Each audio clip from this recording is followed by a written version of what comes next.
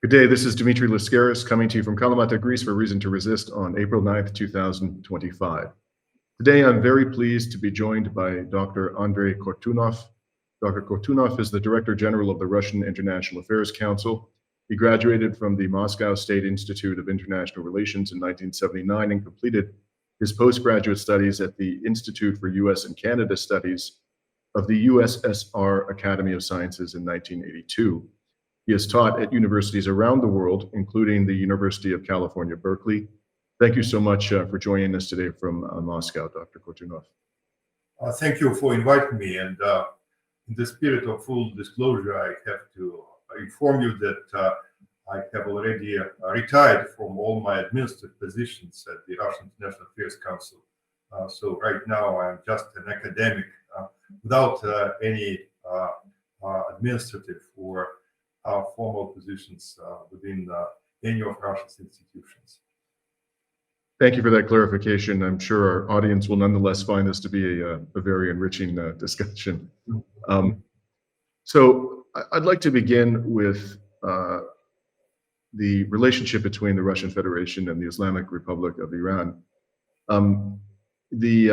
As you well know, Dr. Kortunov, 3 days before Donald Trump returned to the White House in January of this year, the Russian Federation signed a strategic partnership agreement with the Islamic Republic of Iran.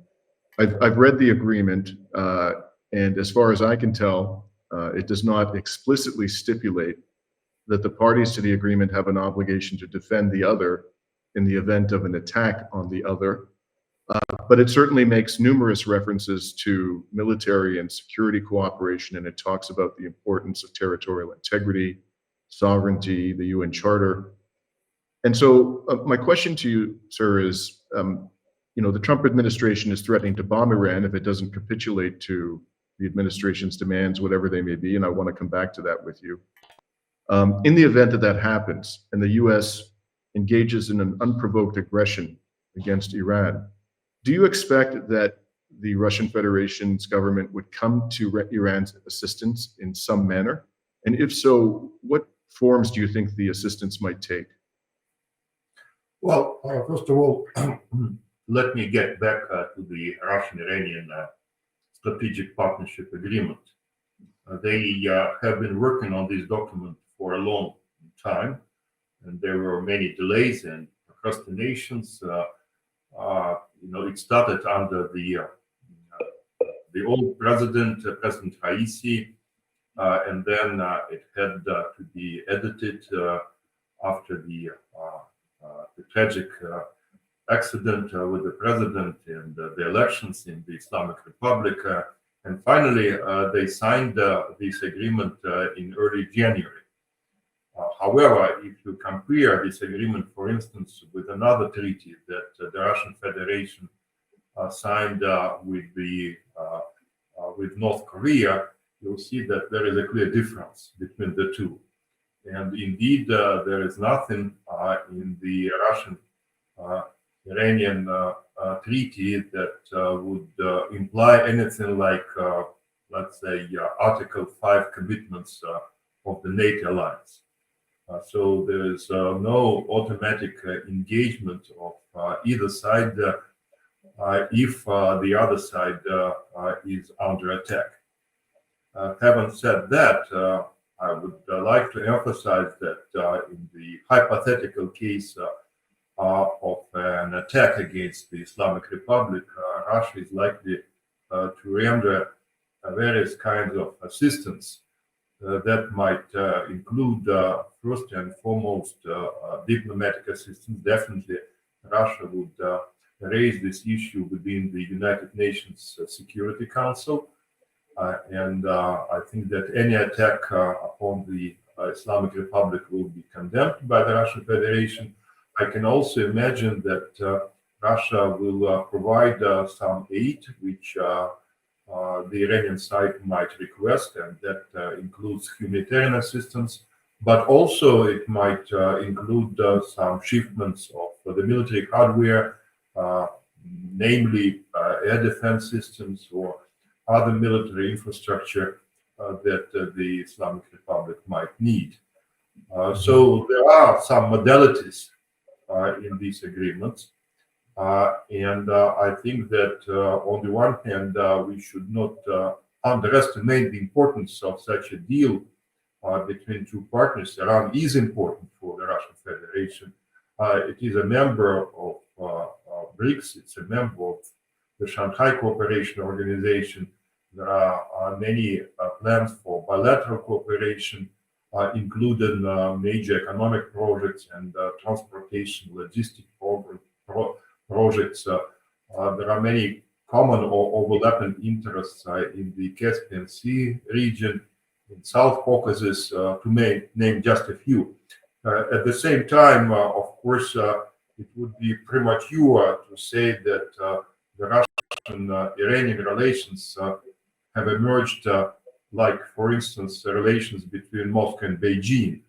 We're not yet there. We're just in the beginning of a very long road, and sometimes Russian and Iranian interests overlap but do not fully coincide. Since you mentioned the People's Republic of China, in 2021, it entered into a 25-year comprehensive strategic partnership agreement with Iran. And also last month, there are reports that Iran, the Russian Federation, and the People's Republic of China conducted joint naval drills in the Gulf of Oman, which apparently was the 5th straight year that the three nations had conducted military drills together. In the event of a US attack on Iran, one that's unprovoked, do you think that the People's Republic of China would be inclined to come to Iran's assistance? And if so, what forms do you think that assistance might take? Well, again, I think it depends on what the Islamic Republic might need from China. If you look at the current pattern of the bilateral relations between China and Iran, these are mostly economic relations, and the trade volume between China and Iran is much bigger than that between Russia and Iran. In fact, China is an indispensable economic partner for the Islamic Republic. I believe that if there is a strike against Iran, China would definitely support all Russia's initiatives in the United Nations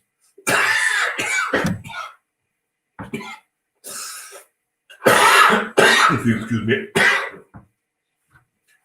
If there is a strike against Iran, China would definitely align itself with Russia's initiatives in the United Nations. It might provide more economic assistance to Iran, not only humanitarian aid, but it might consider expanding its economic relations with Tehran. I think that definitely in this case, China will find it more difficult to continue its efforts to find some kind of common language with the Trump administration. It would become an obstacle on this way.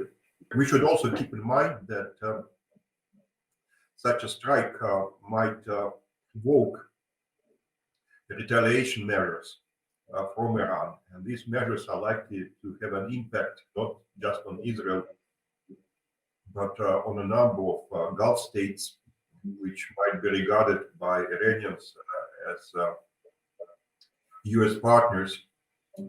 So that would have very serious impact on the oil infrastructure in the Gulf and might trigger major economic consequences, including even a global recession. So speculate about what will happen, but definitely this is something that strategists in Washington should keep in mind. This is something that strategists in Washington should keep in mind while entertaining the idea of a strike against Iran. Hopefully, there will be direct negotiations between the United States and the Islamic Republic, and these negotiations will allow to avoid a direct military.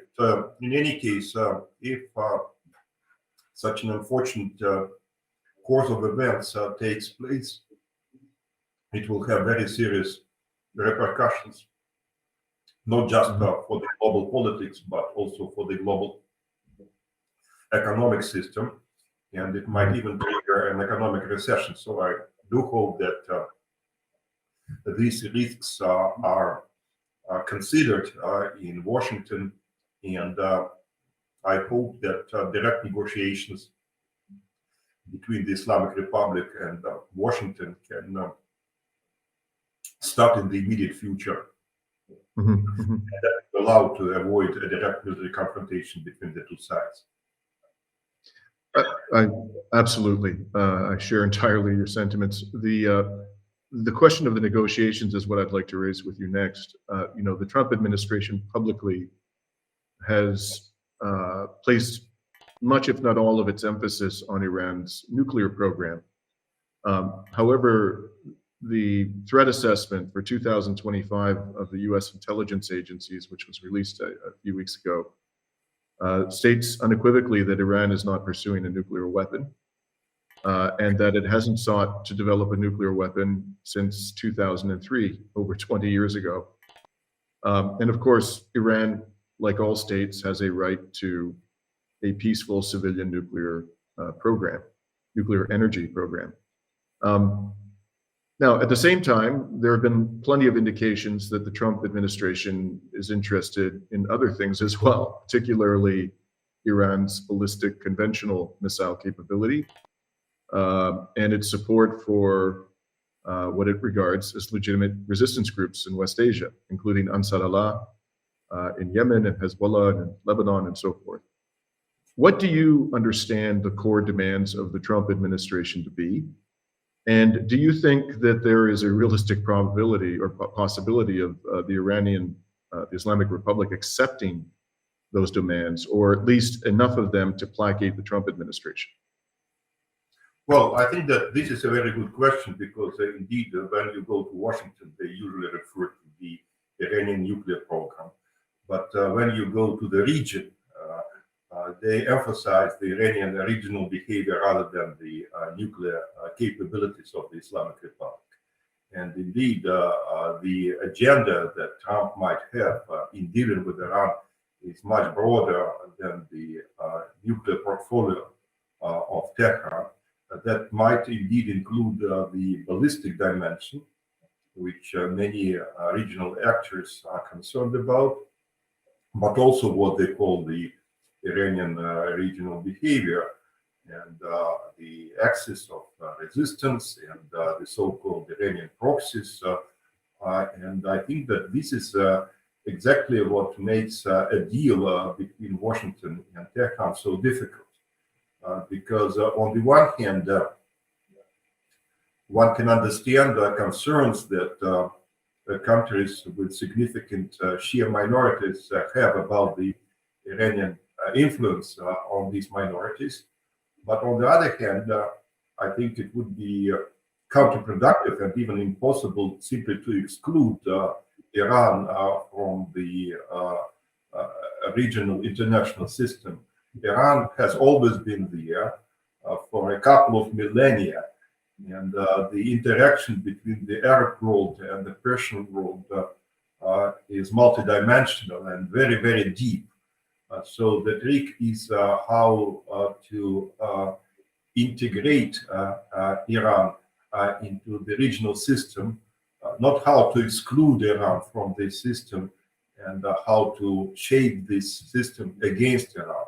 And this is, I think, one of the problems, because if you look, for example, at what the Israeli Prime Minister says about Iran and about the region at large, the position of Netanyahu is that the Abraham Accords should result in a united Israeli-Arab front against the Islamic Republic.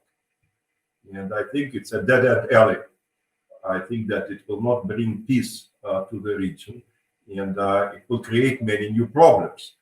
However, I think it cannot be denied that right now the Iranian positions in the region are quite weakened due to what takes place in Gaza due to the Israeli strikes against Hezbollah in Lebanon, due to the fall of the Bashar Assad regime in Syria. So the axis of resistance has been weakened. And there are certain things that we simply do not know, at least I don't know.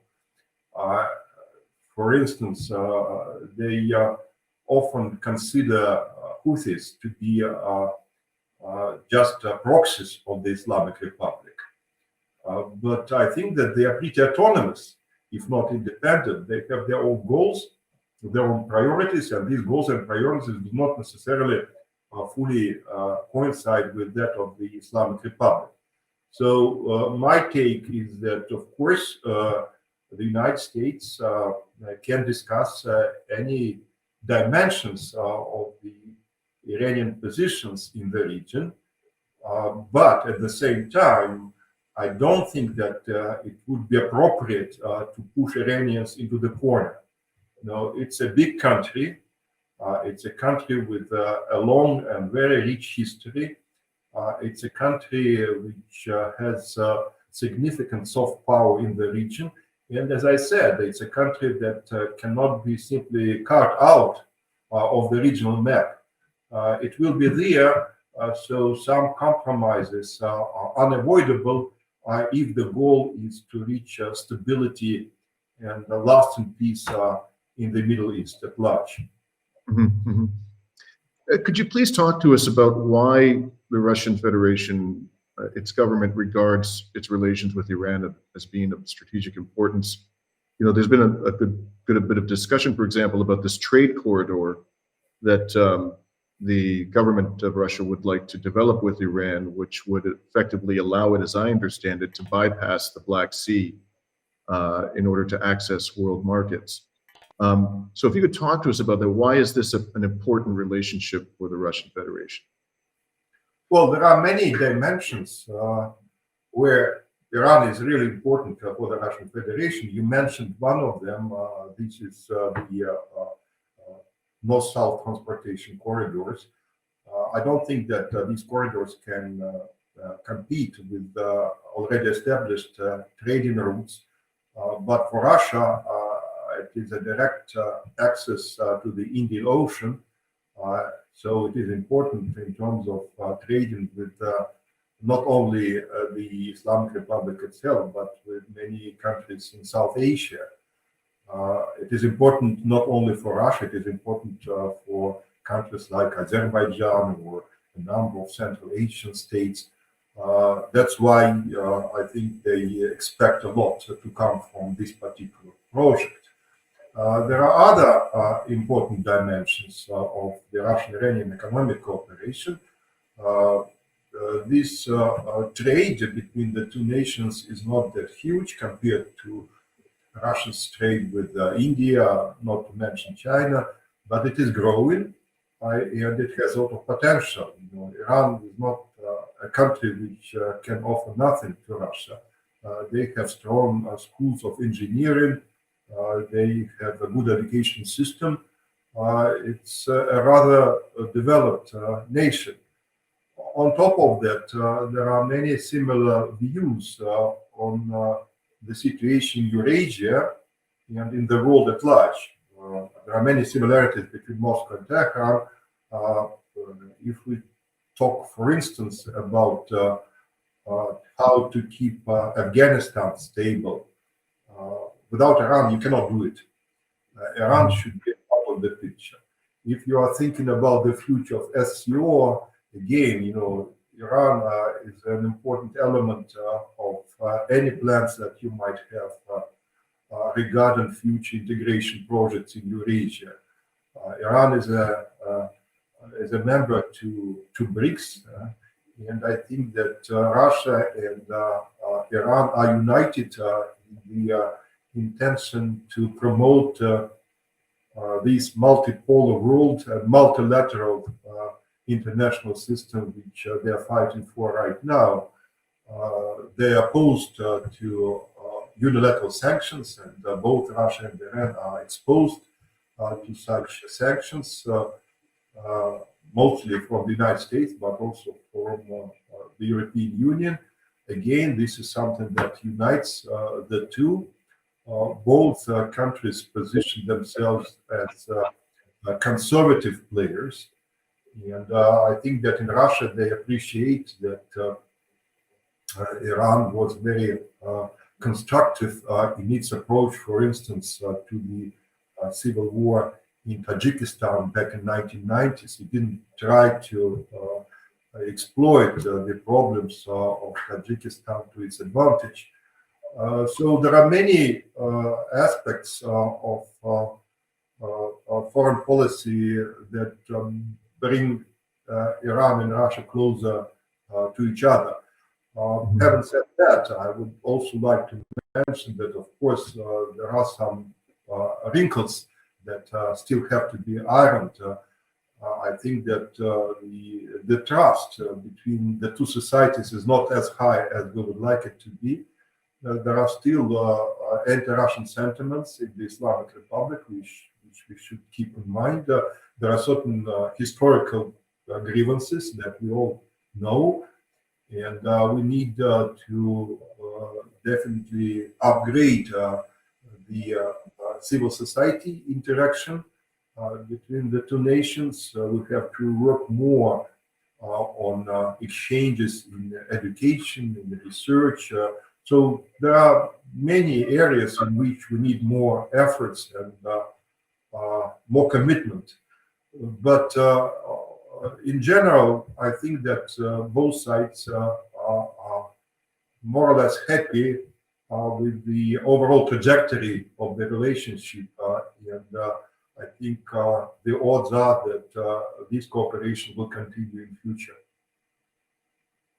Let's switch now and talk about something closer to your home, and that is the war in Ukraine.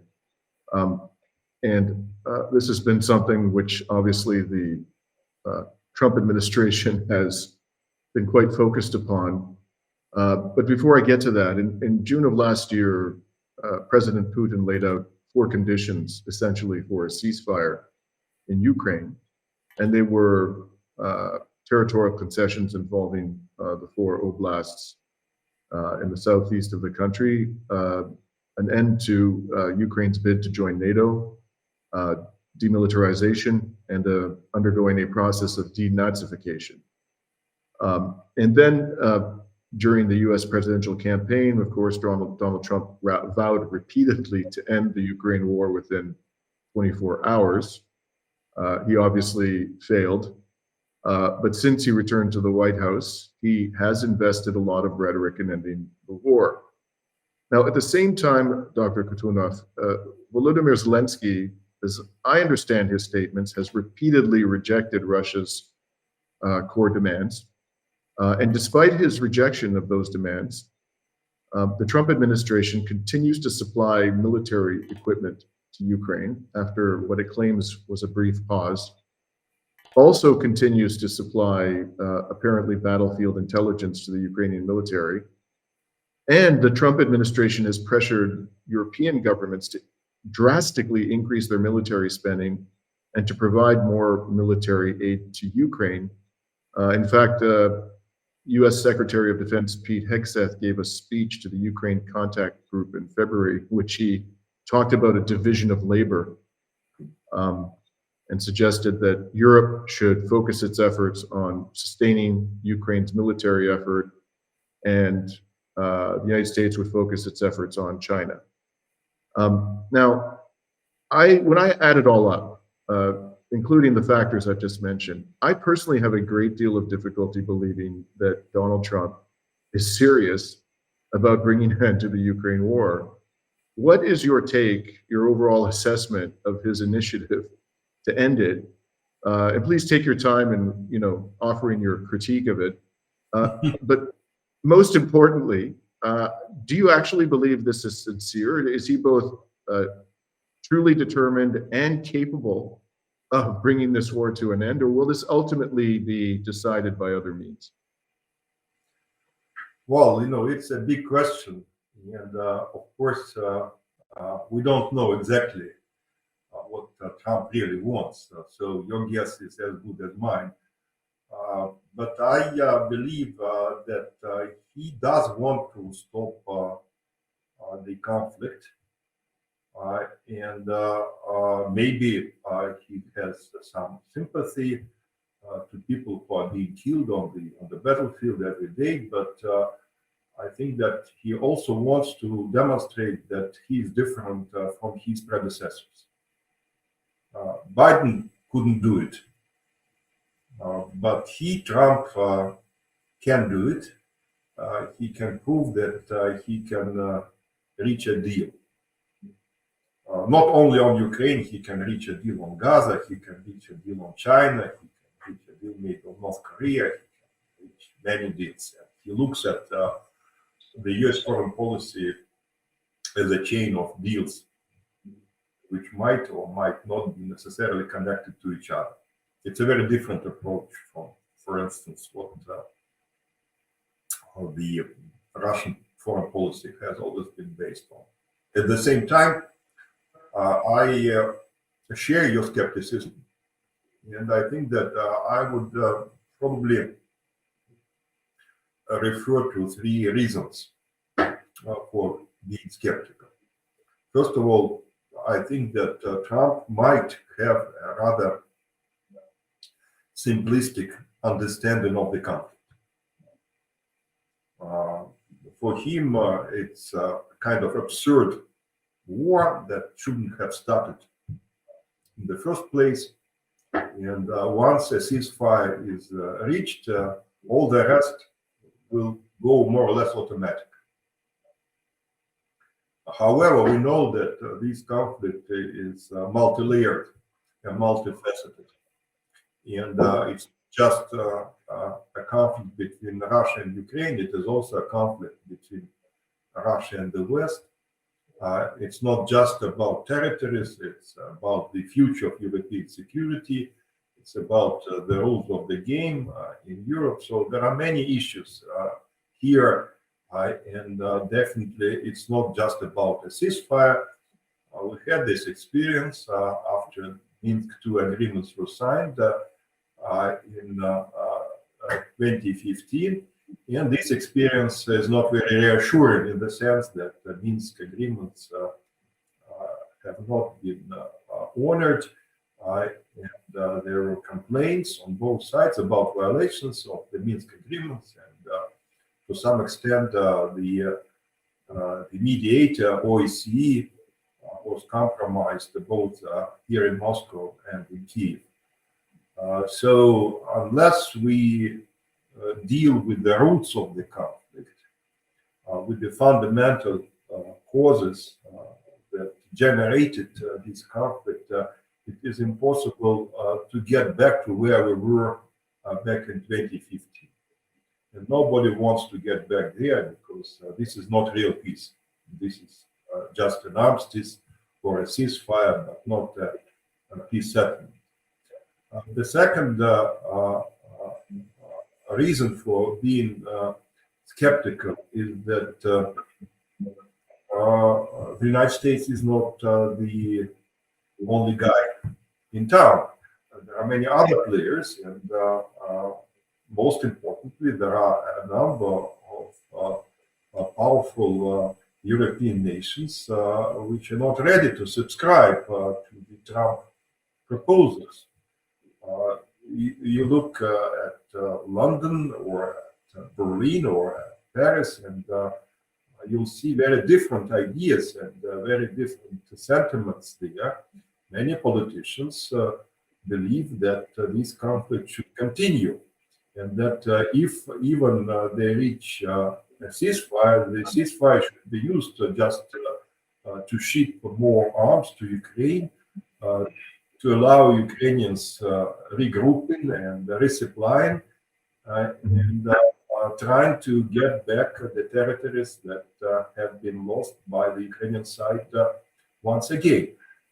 So the question is whether Trump can deliver Europeans, where Trump can discipline his NATO allies so that they will subscribe to any agreement that might be reached between Washington and Moscow. And again, this is an open question. We don't know. We can only hope that within NATO, the United States is in a position to demonstrate its leadership, and that European member states will line up behind the Trump administration. But we cannot take it for granted. And finally, of course, as you correctly pointed out, you cannot have a peace arrangement without Ukraine being engaged in that, which means that at some point Ukraine has to subscribe to the proposals that the Trump administration might have, even if these proposals are perceived in Kiev as not fair, as something that demands too much from the Ukrainian side, but they will have to go along with these ideas. And we observed rather nervous developments in the US-Ukrainian relations, and I don't think that we can consider Ukraine to be just a puppet in the capable hands of Washington, D.C. Ukraine might resist. Ukraine might turn the United States down. For instance, look at this notorious deal on rare earth elements. They're talking about this deal for already quite some time, but the deal has not been signed, to the best of my knowledge. So it will be difficult, even if all the good intentions are there, even if Trump really wants to do it fast. I think that it is not easy, because a conflict like that is a lot of momentum, a lot of its own logic. And to turn the momentum will require significant commitment. You cannot hope to do it by Easter and then to basically decide that the deal was closed and move on to other deals. It will require a lot of attention and a lot of commitment, and results might not emerge in the immediate future. Whether Trump has these attention span, I don't know, but he might lose patience and he might say, okay, you know, I did my best, I tried to fix it, but it turns out to be impossible, so let Europeans deal with that. I will switch to something else. I will look for other deals in other parts of the world where my political investments might give me a faster returns. I think this is not possible, and this is something that we should keep in mind. Right. And recently, there was, as you probably know, a lengthy expose published by the New York Times, which provided quite extensive details about the extent of the U.S. military's involvement in the operations of the Ukrainian military. And the impression one gets from the article is that it was essentially a joint enterprise. It wasn't, you know, the Americans simply providing some assistance from a distance, but they were jointly prosecuting military operations against Russian forces and jointly selecting targets on a daily basis. And then the New York Times, in an interesting claim, which I personally find quite unlikely, is that everything was going well until the Ukrainians stopped listening to, you know, those fabulous American military experts who were working with them. My question to you, Dr. Kortunov, is what was revealed in that article? Did that come as a surprise to the Russian people, or was it already understood widely within Russia that this really was a joint U.S.-Ukrainian military operation, and that the U.S. was much more involved than it claimed under the Biden administration? Well, I did read this account of the New York Times, and I can tell you that, of course, you know, I suspected that probably the U.S.-Ukrainian cooperation had been much deeper than many of us had anticipated. But still, I was surprised to find out the real depth of this cooperation and the I would call the U.S. micromanagement of the conflict. But I think that you are also right. I was also very impressed by the position exposed in this article that everything was quite fine till the moment Ukrainians started to demonstrate their independence. And maybe the most surprising revelation was that the United States was not even informed about the Ukrainian offensive in the Kursk area in summer of last year. And of course, if this is the case, and if back in 2023, the Ukrainian side didn't want to listen to the U.S. advice on the so-called counteroffensive, that might be interpreted as an attempt by Pentagon just to take this responsibility for various failures on the Ukrainian side off its shoulders. That we did our best, but they preferred not to listen, so they have now to face the repercussions of their misconduct. But I think what is important, and again, you referred to that, it seems that some level of U.S.-Ukraine cooperation is still in place, including not only shipments of quite sophisticated military hardware, but also coordination in intelligence and targeting and other important elements of military operations. I personally don't know to what extent we can argue that the old level of coordination between the United States and Ukraine has already been restored, or rather are we observing kind of diminished cooperation because the United States no longer believes that Ukraine can win militarily, and that's why it makes little sense investing too much into the Ukrainian armed forces, because it's not a good investment for the United States. I don't know. Maybe our military experts know more about that. But what we can say for sure is that some level of U.S.-Ukrainian cooperation is still in place, and definitely it has an impact on the military conflict. Though, again, I think it would be fair to say that the U.S. engagement is not likely to be the decisive factor. If you look at the dynamics of the conflict, you'll see that, of course, Russia right now enjoys the strategic initiative, and it seems that no military assistance, be it from the United States or from its European allies, is in a position to change this momentum. Right. And lastly, Dr. Kortunov, I want to talk to you about a different type of warfare that the Trump administration is waging, and that's the economic warfare. These tariffs are causing havoc already, particularly in the stock markets.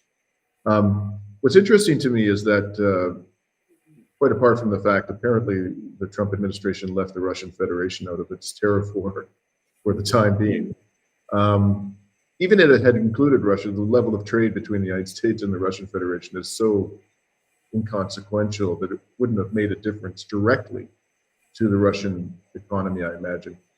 My question to you is, might there nonetheless be severe or significant indirect impacts on the Russian Federation's economy based upon this tariff war?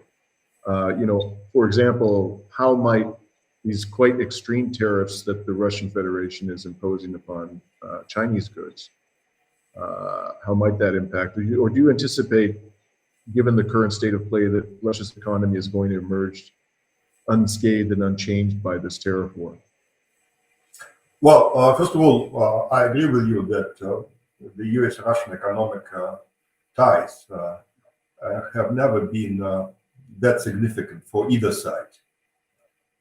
At its peak, under President Obama, the trade turnover between Russia and the United States reached approximately $45 billion a year, which is significant, but not that much compared, for example, to $250 billion that Russia now trades with China. And of course, after all these sanctions, after all these restrictions, after U.S. companies having left Russia, the bilateral trade declined to approximately $3.5 billion. Russia still has trade surplus in trading with the United States, but it is negligible compared to the overall U.S. trade deficit. That might have been one of the reasons why Trump preferred to exclude Russia from the tariff list. There might be another explanation, which was referred to by the White House, that given the current negotiations between Moscow and Washington, it would be inappropriate to impose tariffs on Russia because trade relations can be used as a bargaining chip. Now, my take is that the United States needs Russia.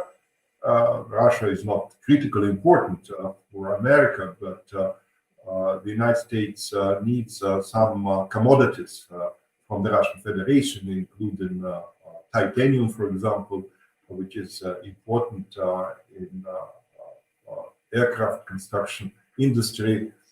It might need uranium coming from Russia to fuel U.S. nuclear power plants. It might even need Russian heavy oil because it is exactly the oil that U.S. refineries use. So you cannot replace the Russian oil with the U.S. oil or with the oil coming from the Gulf. But we're not talking about any critical dependencies here. Now, if you look at the overall picture, I would say that there is a certain discrepancy between potential short-term geopolitical interests of the Russian Federation and its long-term economic interests. In terms of geopolitics, to be slightly cynical, it is nice to sit in Moscow and to watch the collective West simply crumble in front of our eyes. The tariff war between the United States and the European Union is, of course, something that many people here might enjoy observing. And, it is something that proves the point that has been consistently made here about the emerging multipolar world. If the European Union emerges as a separate center of power, not subordinated to the United States, even competing with the United States, again, that fits nicely into the narrative that we have here in this city. So there are certain advantages. I would also say that it might give Russia some marginal but not insignificant trade advantages as well.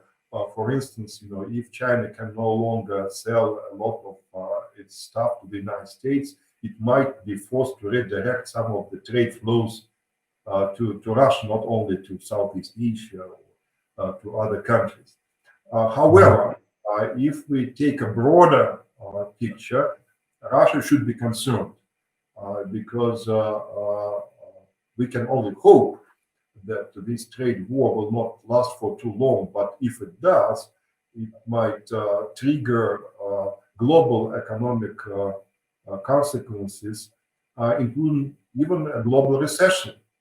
And indeed, we see a global recession, then it will affect Russia as well, because the demand for Russian export items like oil and gas, raw materials, and industrial export will go down. And it will have an impact on the Russian balance of payments, on the Russian economic growth, on the Russian budget. No one should be interested in a global recession. Russia is not an exception. It is also integrated into the global economy. So it should be in Russia's long-term interest to see, this conflict being resolved this way or another. But of course, it doesn't have any instruments to have any significant impact on the trade war. But my take is that it is definitely a very important signal to everybody that the global economy depends too much on decisions which are made just by one man, the US president. This is not a very healthy situation, because the United States is an important economic player, but it should not be in a position to define the future of the global economy. So maybe the good news is that this tariff war might accelerate the emergence of new economic institutions, which will be less dependent on decisions made in Washington, D.C. than the system that we have right now. And it really is the case that one man is potentially destabilizing the global economy, because Mr. Trump is using emergency legislation to impose these tariffs without obtaining the approval of Congress, which is extraordinary that one person can cause so much.